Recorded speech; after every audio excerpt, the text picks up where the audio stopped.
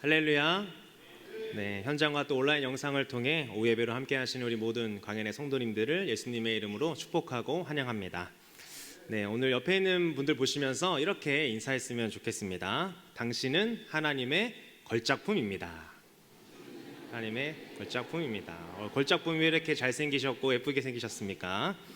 네, 오늘은 마태복음 10장 28절의 본문을 가지고 인간의 구조라는 제목으로 하나님의 말씀 나누도록 하겠습니다. 여러분, 우리가 인간을 이해하기 위해서는 가장 중요한 측면이 있습니다. 바로 인간이 어떻게 구성이 되어 있는지를 알아야 한다는 거죠. 우주란 무엇인가? 라는 질문을 우리에게 던진다면 여러분들은 뭐라고 우주를 설명하시겠습니까? 여러 가지 답이 있겠지만 보통 우주는 시간과 또 공간과 또 물질의 세 요소로 구성되어 있다라고 이렇게 말할 것입니다.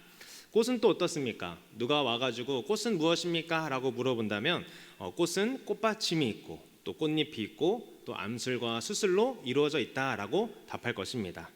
또 아이들이 많이 공부하기 싫어하는 영어도 있는데요. 영어 문장을 어떻게 해야 됩니까? 라고 물어보면 또 주어와 서술어와 목적어와 보어로 구성되어 있다라고 이렇게 설명을 하게 될 것입니다.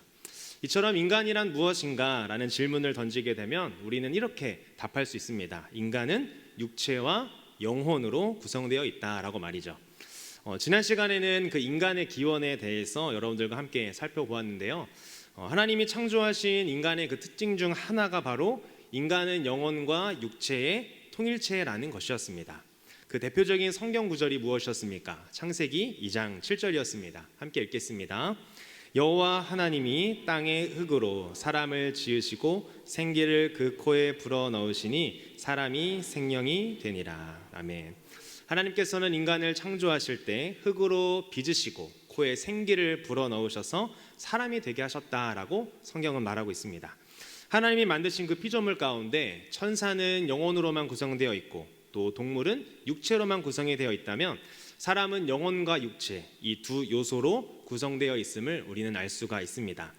오늘 이 시간에는 그 인간이 가지고 있는 그 구조를 살펴보면서 이 육체와 영혼은 무엇인지 또 그것이 통일된 인간으로서 우리가 그렇게 살고 있다면 이것을 우리의 삶 가운데 어떻게 적용하며 살아가야 되는지를 같이 함께 살펴보도록 하겠습니다. 최근에 임신한 아내와 같이 이 정밀 초음파를 보러 갔었습니다. 그래서 정밀 초음파를 보면서 여러 가지 생각이 들었는데요. 그 예전에는 이제 기계도 없고 기능이 없으니까 이렇게 미리 볼 수가 없잖아요. 근데 이제 요즘에는 기술도 좋아져서 이렇게 미리 볼 수 있으니까 너무 이제 신기하고 또 새로웠습니다. 그 정밀 초음파를 봐주시는 그 선생님께서 이제 화면으로 이제 곳곳을 가르쳐 주시면서 또 화면을 넘기시면서 여기가 손이고요, 여기가 발이고요, 여기가 심장이면서 이제 심장 소리도 막 이렇게 들려주더라고요. 네, 그래서 모든 게 다 정상입니다라고 하면서 이렇게 말씀을 해주시는데 너무 감사하더라고요. 그래서 여러분들이 잘 기도해 주신 덕분에 잘 자라고 있는 것 같습니다. 너무 감사합니다. 제가 그래서 그것을 보면서 생명의 신비가 참으로 놀랐구나. 인간이 이제 정자와 난자가 만나서 엄마의 뱃속에서 그렇게 세포 분열을 하면서 하나의 인간으로 자라간다는 것 자체가 어떻게 보면 너무나도 신비로운 일이라는 것을 제가 그것을 하면서 깨닫게 됐습니다. 그래서 이렇게 설교를 준비하면서 이 인간의 구조, 육체와 영혼을 보고 있는데 육체가 이렇게 되는 것도 너무나도 신비롭다라는 그런 생각을 하게 됐습니다. 그래서 여러분, 우리가 가장 먼저 살펴볼 것은 이 사람의 몸입니다. 여러분, 사람의 몸은 무엇으로 구성이 되어 있을까요? 가장 작은 형태는 바로 세포로부터 시작이 됩니다. 세포들이 있고요. 그 세포들이 모여서 덩어리나 층을 이루어서 조직을 이루고 그 두 가지 이상의 조직들이 또 모여서 뭐가 됩니까? 심장이나 위 같은 그런 기관을 만듭니다. 그리고 또 그 몇 개의 기관이 모여서 소화기 계통이라든지 아니면 심장 계통이라든지 그렇게 연결되어지는 거죠. 그러니까 순서대로 정리를 해보자면 세포로부터 시작이 되었다가 조직이 되고 그게 기관이 되고 마지막에 계통이 되는 것입니다. 여러분, 제가 그럼 질문 하나 드리도록 하겠습니다. 여러분들, 한 사람의 몸속에 몇 개의 세포가 있을까요? 네, 여러 가지 지금 대답도 하시면서 좀 생각을 하셨을 텐데요. 놀라지 마시기 바랍니다. 무려 한 사람의 몸 안에 75조 개나 되는 세포가 있다고 합니다. 그러니까 하나님이 인간 한 명을 창조하시는데 그 창조한 인간 안에 75조 개입니다, 여러분들. 먹는 조개 아니고요. 75조개나 이렇게 있습니다.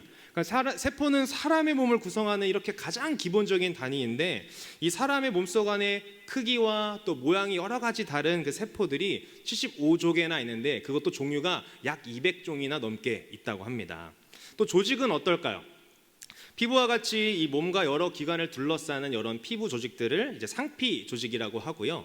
그리고 또 다른 조직들을 연결하고 그것들을 좀 지지하게 하는 그런 역할을 하는 게 바로 결합 조직. 그리고 또 사람들이 움직일 수 있게끔 하는 그 움직임에 관련된 게 근육 조직. 그리고 이제 뇌 쪽에서 일어나는 일들이죠. 이 정보 교환을 하는 그 전달 체계망을 형성하는 신경 조직들이 있습니다. 그러니까 우리 안에 이 모든 조직들이 서로 조화를 이루고 살아가기에 우리 인간이 아무런 어려움 없이 문제 없이 살아갈 수 있다는 거죠. 그래서 제가 이제 궁금해졌습니다. 도대체 인간의 몸속은 얼마나 신비로운 것들이 있는지. 그래서 좀 한번 검색을 해서 좀 찾아봤거든요. 성인이 갖고 있는 몸의 뼈는요 무려 206개나 됩니다. 그리고 우리 몸속 안에 있는 혈관 길이는 약 10만 킬로미터 이상이 넘는다고 합니다. 자료를 찾아보니까 어디는 12만 킬로미터라고 나와 있는데요. 이 저희 몸뚱이 안에 이 12만 킬로미터나 되는 혈관들이 있다는 거 놀라지 않습니까? 결국 이 길이는 지구를 거의 3바퀴 돌 수 있는 정도의 길이라고 합니다. 그래서 옛날 뭐 전라도 요게 뭐 이렇게 뭐 장기 빼가지고 너 이렇게 뭐 어떻게 한다 뭐 이런 얘기 있잖아요. 충분히 가능한 이야기 같습니다. 그리고 뇌는 이 1000억 개의 신경세포와 그리고 100조 개의 신경 연접부를 가지고 있다고 합니다. 그래서 이것들이 신경 연결망을 이루어서 이 뇌에서 활동을 하는 거죠. 그리고 하루에도 이런저런 생각만 하는데 이 1000만 개 이상이 되는 뇌세포가 활동을 한다고 합니다. 지금도 여러분들 이제 예배 끝나고 뭐 할까 이제 고민하시고 또 여러 가지 생각들을 하시잖아요. 그러니까 아마 1000만 개 이상의 뇌세포가 지금 활동을 하고 있는 겁니다. 네, 그리고 인체에서 가장 큰 기관인 피부는요 끊임없이 갈아입는다고 합니다. 그래서 사람의 피부가 4, 5주마다 새 피부로 바뀐다고 해요. 그러니까 피부과 가지 않아도 자연적으로 그렇게 바뀐다고 합니다. 그러니 한 사람이 평생 1000번 가까이 새로운 가죽옷을 지어 입고요. 그리고 버려지는 그 피부 무게의 양이 40에서 50kg이 된다고 합니다. 이렇게 살이 빠지면 얼마나 좋을까요? 자, 그리고 성인의 머리카락 숫자는 10만 개 이상이라고 합니다. 수염은 3만 개고 잔털은 30만 개. 그리고 하루의 호흡은 2만 번 정도고요. 우리가 들숨하고 날숨하는 그 공기량이 8,000리터나 된다고 합니다. 그러니까 여러분들이 하루 동안 숨 쉬는 게요. 그리고 혈액은 1분에 저희 몸을 한 바퀴 다 돈다고 합니다. 그러니까 심장에서 뿌려진 혈액이 1분 안에 다 도는 거죠. 그리고 심장 박동, 하루에 박동하는 심장 수는 10만 번이 넘고 일생 동안 몇 번 정도 박동을 할까요? 30억 넘게 심장 박동이 한다고 합니다. 그래서 심장이 이렇게 쫙가지고 혈액을 내보내는 양이 한 7,000리터 정도 된다고 합니다. 그러니까 결국 이 심장은요 평생 동안 20만 톤에 이르는 혈액을 펌프질 해가지고 우리 몸속 곳곳에 그 혈액을 보내는 거죠.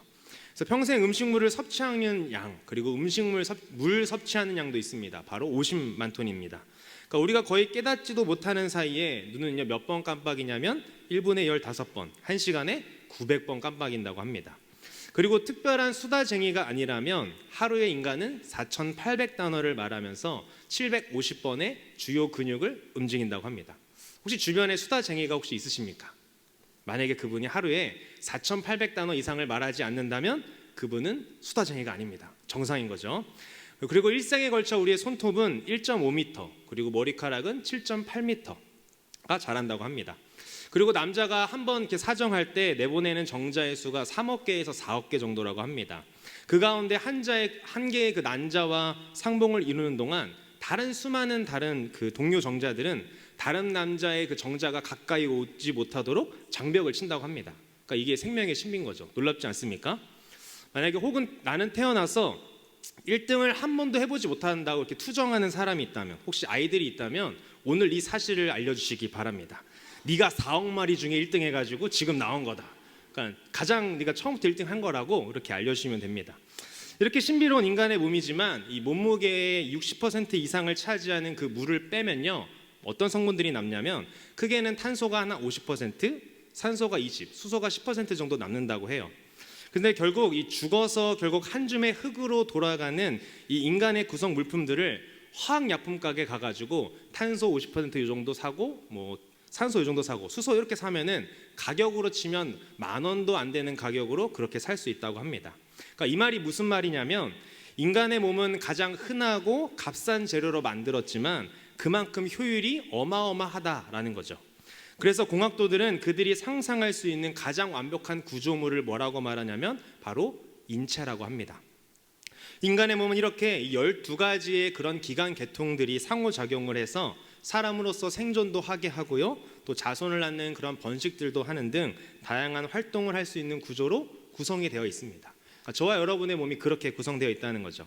그래서 인간의 몸이 다양성과 통일성을 이루어내는 조화는 너무나도 신비롭습니다.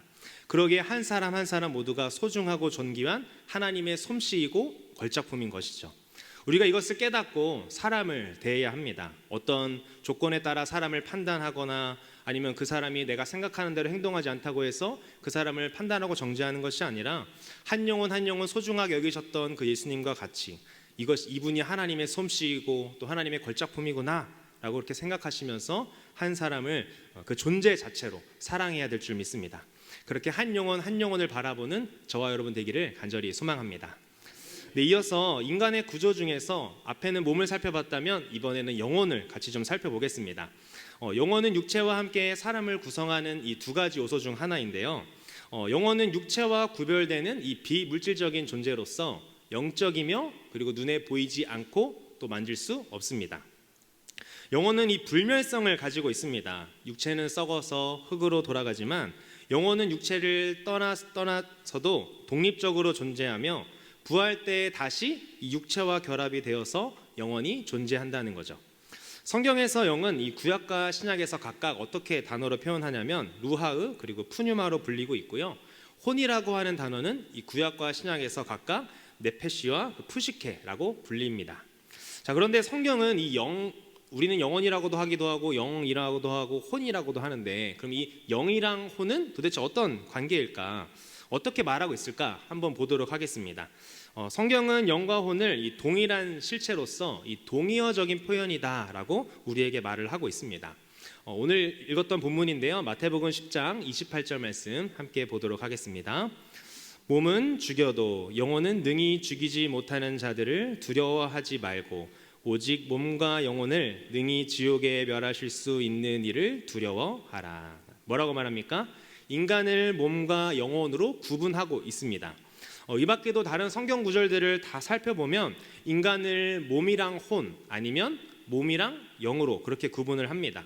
그래서 혼과 영은요, 각각 몸과 구별되는 비물질적인 요소이면서 서로 바꾸어 쓸 수 있는 동의어적이다라고 그렇게 말해주고 있죠. 또한 성경은 인간의 죽음을 인간의 영이나 혼이 몸에서 떠나는 것으로 그렇게 표현하고 있습니다. 창세기 35장 18절 말씀 보겠습니다. 그가 죽게 되어 그의 혼이 떠나려 할 때에 아들의 이름을 베논이라 불렀으나 그의 아버지는 그를 베냐민이라 불렀더라. 아멘. 창세기에서 라헬이 죽을 때 혼이 떠나려 한다라고 그렇게 말하고 있습니다. 인간의 죽음을 육체에서 혼이 떠나는 것처럼 그렇게 말을 하고 있는 거죠. 마태복음 27장 50절 말씀도 함께 보겠습니다. 예수께서 다시 크게 소리 지르시고 영원히 떠나시니라. 아멘. 이것은 인간의 죽음을 아까는 혼이 떠난다고 말했고 이번에는 영혼이 떠난다라고 그렇게 표현하고 있습니다. 이처럼 인간이 죽을 때 혼 그리고 또는 영이 몸을 떠나는 것으로 이렇게 표현하는 것은 혼과 영이 서로 또 바꾸어 쓸 수 있는 동의어임을 우리에게 말해주고 있는 것이죠. 이 밖에도 성경 안에서는 이 죽은 사람의 비물질적인 요소를 영 또는 혼이라고 하기도 하고요.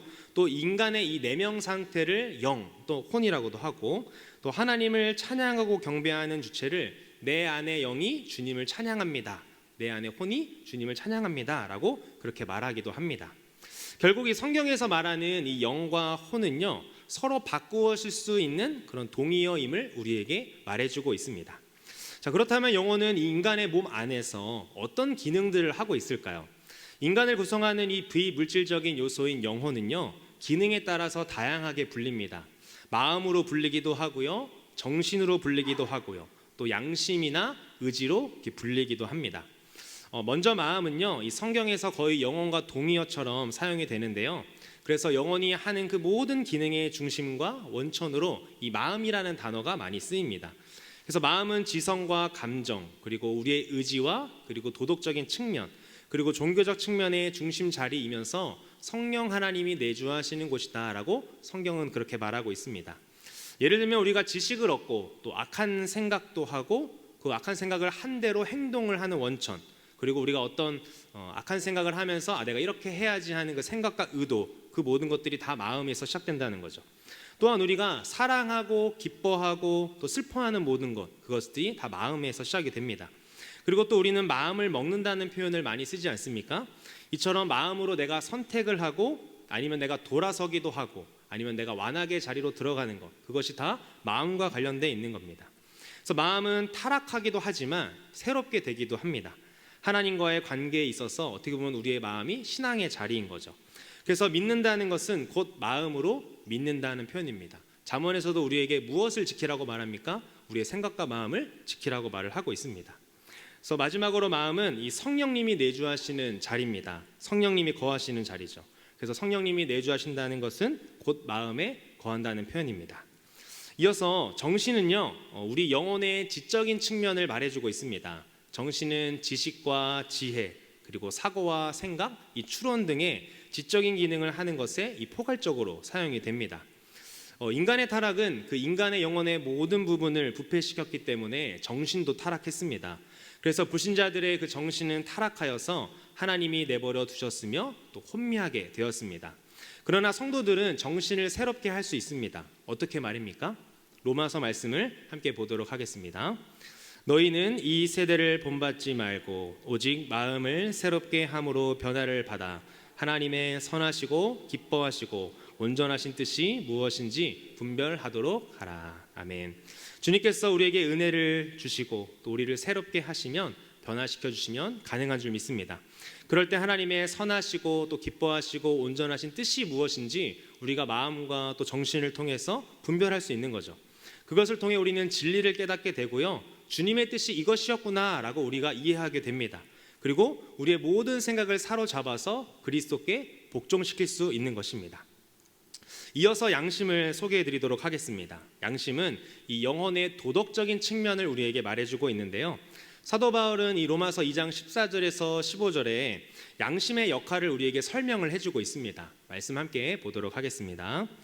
율법 없는 이방인이 본성으로 율법의 일을 행할 때에는 이 사람은 율법이 없어도 자기가 자기에게 율법이 되나니 이런 이들은 그 양심이 증거가 되어 그 생각들이 서로 혹은 고발하며 혹은 변명하여 그 마음에 새긴 율법의 행위를 나타내느니라. 아멘. 무슨 말입니까? 그들 안에 있는 율법, 즉 그 양심이 증거가 되어서 그들에게 영향을 준다라는 거죠. 이 결국 율법은 각 사람의 마음 속에서 이 도덕적인 판단의 기준인 법의 역할을 하고 있다라는 거죠. 양심을 통해서 우리는 무엇이 옳고 또 무엇이 그르고 또 우리가 무엇을 해야 하는지 무엇을 하지 말아야 하는지를 판단하는 그 인간의 마음 속에 내장된 법이 바로 양심이라는 것입니다. 또한 양심은 이 증인의 역할을 합니다. 양심은 자기 속에 그 내장된 법에 따라서 내가 양심대로 살고 있는지 양심대로 살고 있지 않은지를 증언해 주는 거죠. 만약에 어떤 공직자가 뇌물을 받았다고 한다면 그의 양심이 그의 마음 가운데 계속해서 찔림을 줄 겁니다. 왜냐하면 공직자는 뇌물을 받으면 안 된다는 그런 규정들이 있기 때문이죠. 그래서 누군가가 그 공무원에게 찾아가서 너 뇌물 받았냐라고 물어보면 어떻게 있겠습니까? 마음 가운데 양심이 찔리는 거죠. 양심의 이런 그 증인의 역할은 우리가 이 땅에 살아있을 동안에도 이 사람의 마음 속에서 수행이 되지만 최후의 심판 때도 하나님 앞에서 수행될 것입니다. 그러나 양심 또한 인간의 타락으로 말미암아서 부패했습니다. 그래서 양심은 이 완전한 도덕적 판단의 기준이 될 수 없습니다. 왜입니까? 요즘 세상을 보면 양심이 없는 것처럼 살아가는 사람이 너무나도 많은 것 같기 때문입니다. 그래서 우리가 뭐라고 말합니까? 뉴스를 보면서 야, 저 사람은 양심도 없나 봐 라고 하는 그런 말들 많이 하지 않습니까? 그래서 그런 일들이 더욱더 많아지고 있는 것 같습니다. 그것이 어떻게 보면 주님을 알지 못하는 인간들이 부패했다라는 증거이기도 한 것 같습니다. 이어서 의지는요, 이 영혼에 결정하는 측면의 기능을 합니다. 의지는 선택하고 결정하며 이 실행하는 능력을 말을 하죠. 그래서 따라서 내가 의지를 가지면 인간이 행동을 이제 불러일으키게 됩니다. 그래서 올해는 내가 꼭 성경 일독해야지 하는 의지를 가지면 일단 시작은 하죠. 이제 끝까지 가는지는 모릅니다. 그렇지만 그 의지를 통해서 우리는 행동을 하게 된다는 겁니다. 그래서 하나님은 사람에게 이 자신의 의지의 결정에 따라 행동하도록 하셨습니다. 그러나 인간이 타락 후에 그 아담과 아담 후손의 의지는 부패해 버렸습니다. 그래서 가만히 내버려두면 인간들은 의지를 가지고 어떻게 합니까? 주님이 원하시는 자리로 가기보다는 그냥 가만히 내버려두면 내 의지가 더 편한 대로 가고요, 하나님이 원하시지 않는 자리, 세상에서 즐거운 자리, 이생의 자랑, 육체의 종용, 안목의 종용, 이런 것들에 자꾸 끌리게 되는 것입니다. 그래서 구원받은 이후 사람의 의지는 이 죄의 영향으로 죄를 지을 수도 있지만 성령님의 도우심으로 우리는 의를 행할 수 있습니다. 그렇기 때문에 사도 바울도 우리에게 성령 충만함을 구하라는 이유가 바로 그것입니다. 즉 영혼의 기능인 의지는 창조 때도, 타락 후에도, 또 구원받은 후에도 언제나 선택하고 결정하고 실행하는 기능을 우리에게 부여주고 있습니다.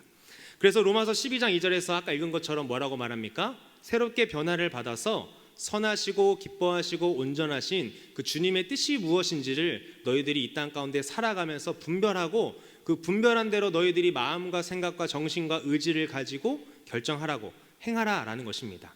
그래서 성령님의 도우심으로 주님이 원하시는 일을 의지를 가지고 해라고 말하는 것이죠. 지금까지 사람의 몸과 영혼을 살펴보았는데요, 그러면 우리는 이 둘을 어떤 관계로 보아야 될까요? 그냥 따로따로 보아야 될까요? 아니면 덩어리로 봐야 될까요? 아니면 서로 잘 연합하는 존재로 봐야 될까요? 영혼과 육체는 함께 그 사람을 구성하고 있습니다. 그러므로 인간은 이 영육 통일체라고 말할 수 있습니다.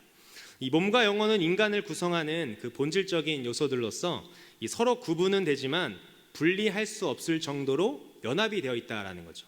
그러니까 서로 구분은 되지만, 이게 몸이고 이게 영혼이다라는 구분은 되지만 또 분리할 수 없을 정도로 잘 연합이 되어 있다라는 겁니다. 그래서 이 몸과 영혼은요, 통일성도 있지만 다양성이라고 하는 이 두 가지의 측면을 모두 가지고 있습니다. 먼저 이 몸과 영혼의 전인적인 통일성을 같이 함께 보도록 하겠습니다. 이 몸과 영혼은 인간을 구성하는 요소로서 이 전인적인 통일성이 있습니다. 하나님이 인간을 그 창조하시는 그 순간부터 몸과 영혼은 분리할 수 없는 그 하나로 연합이 되어서 이 땅 가운데 살아가는 거죠. 그러나 이제 불교 같은 데 가서 스님들이 막 이렇게 연불 내우고 말하는 거 들어보면 어떤 말이 있습니까? 내 마음은 지금 육체를 떠나 허공을 떠돌고 있다. 남이 여기서 이게 연불을 내면 안 되겠죠? 자, 이렇게 그런 말을 하면서 나는 지금 여기 앉아 있는데 내 영혼이 떠돌고 있다. 막 이런 말을 합니다. 도대체 무슨 소리인지 모르겠죠.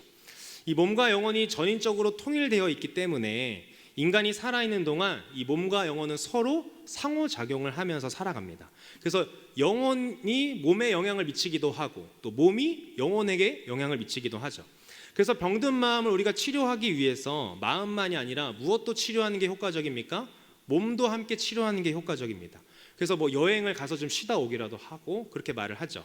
그래서 몸이 아픈 사람에게 이 좋은 생각과 또 긍정적인 생각을 많이 하라고 하기도 하고요. 또 몸이 피곤한 사람에게 여행을 통해서 좀 쉼을, 아니면 휴가를 통해서 쉼을 가지라고, 그렇게 회복하라고 말하는 거죠. 자, 그러나 더 한 가지 우리가 알아야 할 것은 무엇이냐면 이 몸과 영혼은 인간을 구성하는 요소로서 다양성도 있다라는 거죠. 그러니까 통일성도 있지만 다양성도 있다는 겁니다. 그러니까 몸과 영혼은 분명히 구분되는 실제라는 거죠. 몸은 영혼이 아니고 또 영혼도 몸이 아니다라는 거예요. 분명히 구별되는 존재임을 성경은 우리에게 말해주고 있습니다. 여러분, 우리가 몸과 영혼이 구별이 분명하게 나타나는 때가 있는데요, 그때가 언제일까요? 바로 인간이 죽을 때입니다. 영혼이 몸을 떠나게 되면 사람은 죽게 됩니다. 영혼과 육체가 분리될 때 육체는 죽어서 썩게 되는 것이죠. 그러나 영혼은 육체와 분리되어도 죽거나 썩지 않습니다. 어떤 피조물도 사람의 영혼을 파괴하거나 또 영혼 스스로도 영혼을 파괴할 수 없기 때문입니다. 그래서 예수님은 우리가 누구를 두려워해야 되는지 오늘 본문 말씀을 통해서 우리에게 말해주고 있습니다. 몸은 죽여도 영혼은 능히 죽이지 못할 자들을 두려워하지 말라. 이 세상의 것들, 예전에 이제 예수님 믿는 사람들을 핍박했던 그 사람들을 통해서 말하는 것이죠. 너희들의 몸은 죽일지라도 너희들의 영혼은 죽이지 못하는 자들을 두려워하지 말고 몸과 영혼을 능히 지옥에 멸하실 수 있는 두려워하라. 하나님을 두려워하고 경외하는 삶을 살아라 라고 그렇게 말씀하신 것입니다. 그래서 하나님은 사람의 영혼을 창조하실 때부터 그 창조 법칙 가운데 영혼이 존재하도록 만드셨습니다. 영원히 죽지 않고 영원 불멸하다는 것은 이 영원히 창조 때부터 사람이 살아있는 동안에는 그 육체와 결합되어서 존재하다가 사람이 죽어 육체가 썩어져 없어질 때도 천국이나 음부에서 존재하며 사람이 부활하여 그 영혼과 육체가 다시 결합한 뒤에는 영원히 그 육체와 결합한 상태에서 이 영혼이 존재한다라는 것입니다. 이것을 사도 바울은 부활장이라고 하는 그 고린도전서 15장에서 뭐라고 설명하고 있을까요? 우리 말씀 함께 보도록 하겠습니다. 육의 몸으로 심고 신령한 몸으로 다시 살아나나니 육의 몸이 있은즉 또 영의 몸도 있느니라. 아멘. 예수님이 이 땅에 재림하시면 우리의 영혼이 그 신령한 몸과 함께 다시 결합된다라는 겁니다. 어떻게 보면 아직까지는 우리의 이성으로 이해되지 않은 것 같기도 합니다. 그러니까 부활에 어떤 몸체가 있는 거죠. 그걸 경험한 사람이 지금 아무도 없기 때문에 누가 누구에게 설명해 줄 수는 없습니다. 그냥 성경에 나와 있는 대로 우리는 그렇게 믿을 뿐인 거죠. 그러나 성경은 말합니다. 예수님의 재림 때 우리의 영혼이 부활의 몸을 입고 주님과 함께 영원히 천국에서 산다는 것입니다. 헬라 철학에서는 이 영혼이 육체와 떨어진 그 상태에서 영원 불멸하다라고 그렇게 설명을 합니다. 그러나 성경은 그렇게 말하지 않는 것이죠. 인간의 영혼이 육체와 잠깐 떨어져 있을 때는 사람의 육체적인 그 죽음과 그리고 예수님이 이 땅에 다시 재림하시는 그 재림 사이에 일시적인 기간만 떨어져 있다라고 그렇게 말하고 있는 것입니다. 이처럼 인간은 영혼과 육체의 통일체입니다. 따라서 이 영혼과 육체는요, 어떤 것은 중요하고 어떤 것은 중요하지 않다라는 것처럼 여기는 것이 아니라 동등하게 전인으로서 취급돼야 하는 것입니다. 천사들은 영적인 존재로만 창조되었고 또 동물들은 물질적인 존재로만 창조되었지만 사람은 영혼과 육체의 통일체로 창조되었습니다. 그래서 하나님 창조의 최고의 걸작품인 것이죠. 예전에는 이제 헬라 철학 시대 때는 영혼은 선하고 육체는 악하다라는 이런 사상들이 있었습니다. 그래서 영혼은 선하기 때문에 육체는 어떻게 해도 된다, 악하기 때문에 어떻게 해도 된다라는 그런 사상들을 가지고 있었던 것입니다. 개혁교약을 쓴 헤르만 바빙크는요, 인간의 이 영혼과 육체의 통일성이 얼마나 위대한지를 이렇게 설명하고 있습니다. 인간은 물질적 세계와 정신적 세계의 통일, 우주의 거울, 자연 전체의 연결고리, 개요, 축도, 소우주이며 바로 이것으로 인해 또한 하나님의 형상과 모양, 하나님의 아들과 상속자, 작은 신이다. 그러니까 인간의 영혼과 육체가 결합되어 있는 모습들이 모든 자연의 관계들을 설명하고 하나님의 창조의 모습을 설명하는 거다. 하나님 최고의 걸작품이다라고 우리에게 말해주고 있습니다. 정리하면 헤르만 바빙크는 인간은 이 영혼과 육체의 통일체로 만들어진 창조의 절정이다라고 그렇게 말하고 있는 것입니다. 그러니까 여기 앉아있는 여러분들 모두가 하나님이 창조하신 창조의 절정인 줄 믿습니다. 자, 그렇다면 인간이 영혼과 육체의 통일체로서 그럼 어떤 의미가 우리에게 있는 것일까요? 성경은 인간의 그 영혼과 육체는 살아있는 동안에는 이 불가분의 관계로 통일되어 있으며 죽음 이후 부활 때까지는 일시적으로 분리되어 있다가 부활 이후에 영원토록 통일된다고 말합니다. 따라서 우리는 그 인간이 구조적으로 이 영혼과 육체로 되어 있지만 이 본성이나 또 인격이나 이 자아라는 면에서는 하나의 본성이고 또 하나의 인격이고 또 하나의 자아, 즉 전인이라는 것을 이제 말하고 있는 것입니다. 어떤 용어를 사용해서 인간을 묘사하든지 인간의 구조는 이 이중성과 통일성이 함께 강조되어야 하는 것이죠. 인간은 창조될 때 영혼과 육체가 통일성을 가진 전인으로 창조되었고 인간은 아담의 죄 때문에 타락할 때 그 영혼과 육체가 전인 모두 부패했으며 인간은 예수 그리스도를 통해 구원받을 때 그 영혼과 육체의 전인 모두 구원받았습니다. 그러므로 인간을 이 영이나 혼이나 육 그리고 영혼과 육체의 실체로 구성되어 있다라고 보는 이 3분설과 그리고 2분설은 결국 인간의 영혼을 육체보다 더 우위로 보면서 육체를 무시하는 그 잘못된 결과를 초래하고 또 유물론적인 이론론은 인간의 영혼을 무시하고 육체만을 강조하는 잘못된 결과를 초래했습니다. 반면에 우리는 이 영혼과 육체의 통일체로서 인간을 대할 때 영혼과 육체의 그 다양성도 인정하는 동시에 동등성도 인정해야 한다는 것입니다. 따라서 이 영혼과 육체의 통일체로서의 인간의 바른 이해는 인간의 그 영혼과 육체를 모두 소중하게 여겨야 한다라는 그런 결과를 낳게 된 것입니다. 그렇다면 인간을 이 영혼과 육체의 통일체로 보는 관점에서 우리는 도대체 삶 가운데 어떻게 적용하며 살아갈 수 있을까요? 이렇게 우리는 이것을 교회만이 아니라 가정 그리고 학교나 병원 등 기타 등등 여러분들이 살아가는 모든 환경에서 적용할 수 있을 것입니다. 먼저 교회에서는 교육을 하거나 복음을 전할 때 우리는 전인에 대한 관심을 가져야 합니다. 교회가 성도들을 양육할 때 이 성도들의 영혼과 육체에 모두 관심을 가져야 한다는 것이죠. 저희들이 하반기 때 무엇을 합니까? 양육 훈련을 합니다. 그것을 통해서 우리의 영혼을 말씀으로 살찌우고, 또 가끔 가다가 남성분들은 뭐 합니까? 족구를 합니다. 그래서 육체를 통해서 또 육체를 관리하는 것이죠. 인간의 영혼의 부분에 있어서도 이 지성에만 아니라 또 감정과 의지에도 관심을 가져야 한다는 것이죠. 그래서 성경을 가르칠 때 이 지식의 전달은 물론 감동도 불러일으키게 해야 하고, 또 행동으로 실천할 수 있게 해야 하는 것입니다. 또한 육체의 건강도 소중하게 다룰 수 있게 지도를 해야 됩니다. 그리고 우리가 선교하고 전도할 때 그 불신자들에게도 영혼과 육체에 모두 관심을 가져야 하는 것이죠. 이 선교의 궁극적인 목적은 어떻게 보면 그 불신자들이 예수님을 믿고 회개하고 하나님의 자녀가 되어서 하나님께 예배하고 또 하나님을 찬양하고 하나님을 사랑하는 것입니다. 그렇지만 또 그들에게 중요한 것은 그 영적인 필요뿐만 아니라 이 육체적인 필요도 그들에게 우리가 공급해야 한다는 것입니다. 따라서 전도할 때 먼저 이 분명하게 복음을 전하는 일과 더불어 그 회심자가 생길 때 회심자와 회심자의 이웃들의 그 생활을 향상시킬 수 있는 의료나 또 교육 등의 그런 개선이 될 수 있도록 돕는 일이 필요하다는 것입니다.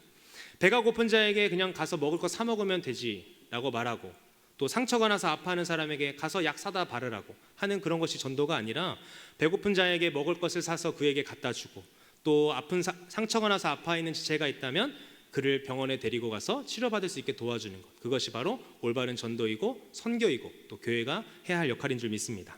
가정에서는 어떻습니까? 가정에서도 자녀를 양육할 때 그 자녀의 전인에 대한 관심을 가져야 합니다. 자녀들의 그 영혼에도 관심을 가져야 하고 육체에도 관심을 가져야 한다는 거죠. 그래서 우리가 자녀를 양육한다라는 것은 자녀들이 가진 그 특별한 재능만을 발굴해서 그것만을 키워주는 것이 양육이 아닙니다. 자녀들의 몸과 마음이 모두 건강하게 자랄 수 있도록 도와주는 것이 바로 부모인 것이죠. 마음 또한 지성과 감정과 의지가 골고루 발달할 수 있게 말입니다. 가정마다 형편은 다르겠지만 부모는 자신이 처한 그 환경 가운데에서 최대한 지혜를 발휘하여서 자녀들이 영혼뿐만 아니라 또 육체도, 또 육체뿐만 아니라 그 영혼도 잘 자라갈 수 있도록 양육해야 될 줄 믿습니다. 그래서 실력과 지성과 또 인격을 겸비한 그리스도인으로 성장할 수 있도록 양육하는 우리 관계 모든 부모님들 되시기를 예수님의 이름으로 간절히 축복합니다. 학교도 마찬가지입니다. 학교도 교육할 때 전인에 대한 관심을 가져야 하죠. 그냥 단순히 지식을 전달하는 기간에만 그치는 것이 아니라 학생들에게 지성의 훈련뿐만 아니라 감정과 의지의 훈련도 이루어지게 할 수 있게 해야 됩니다. 그래서 지나친 입시 위주의 교육은 학생들이 가진 그 전인성을 파괴하여서 학생들을 불행하게 만드는 결과를 또 초래합니다. 그러기에 지와 덕과 체에 있어서 균형 잡힌 삶을 살아갈 수 있도록 교육해야 하는 것이죠. 최근에 일어나는 여러 가지 뉴스들을 보면서 여러분들은 어떤 생각을 가지십니까? 학교의 공교육, 또 교사에 대한 모습, 또 부모님들에 대한 모습, 여러 가지 모습을 보면서 우리가 참 기도할 게 많이 있구나라는 것을 저는 좀 생각해 보았습니다. 그래서 여러분들이 우리의 학교, 또 대한민국의 공교육들이 잘 살아날 수 있도록 그렇게 기도해 주시기 바랍니다. 또 마지막으로 병원은 어떻습니까? 병원은 환자를 치료할 때 전인에 대한 관심을 가져야 합니다. 그 환자가 그냥 돈벌이로만 있는 사람이 아니고 그 의사는 환자를 치료할 때 그 인간은 영혼과 육체의 유기적인 통일체라는 그런 관점을 가지고 치료해야 하는 거죠. 환자들의 그 질병의 종류와 상태에 따라 이 치료법은 다르지만 의사들이 환자들을 대할 때 그 환자들이 전인이라는 사실을 받아들이게 된다면 그 환자들을 대하는 태도가 달라질 것입니다. 간절히 바라기는 하나님이 허락하신 여러분들의 각자의 자리에서 인간을 영혼과 그리고 육체의 유기적 통일체로 바라보고 하나님이 창조하신 그 창조의 질서를 따라 세상을 변화시켜 나가는 저와 우리 관계 모든 성도들 되시기를 예수님의 이름으로 간절히 축복합니다.